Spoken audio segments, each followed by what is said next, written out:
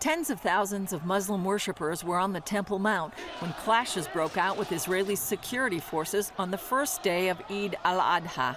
On Eid al-adha, or the Feast of Sacrifice, Muslims celebrate Abraham's willingness to sacrifice Ishmael.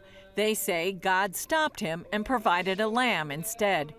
This lady blamed the police. It was peaceful to start with. Everyone was sitting down, praising and glorifying for the Eid al-Adha when they attacked us like monsters. But other reports said Muslims were angry because Jews were lining up outside hoping to enter the Temple Mount. This year, the first day of the Muslim feast coincided with the Jewish fast day of Tisha B'Av, the 9th of Av. According to Jewish tradition, 2 biblical temples on the site were destroyed on this day. Initially, the Jews were denied entry.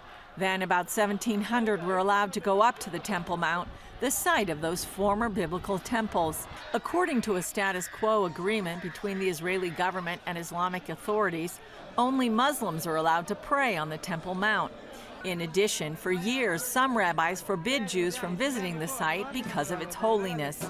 Others have always advocated for the rebuilding of the temple, and during the last decade, there's been a wider Jewish movement demanding the right to pray there. The situation on the Temple Mount can no more continue when Jews, the people of the Temple Mount, of the land of Jerusalem, cannot come and worship on the Temple Mount, cannot rebuild the third temple, as God called us to do. The incident turned political when rivals accused Israeli Prime Minister Benjamin Netanyahu of preventing Jews from going up to the Temple Mount. Netanyahu took to Twitter to defend himself.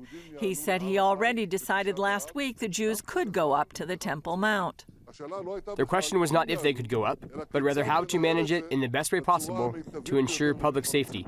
With Israeli elections just 5 weeks away, every incident becomes a political challenge to Netanyahu. Julie Stahl, CBN News, Jerusalem.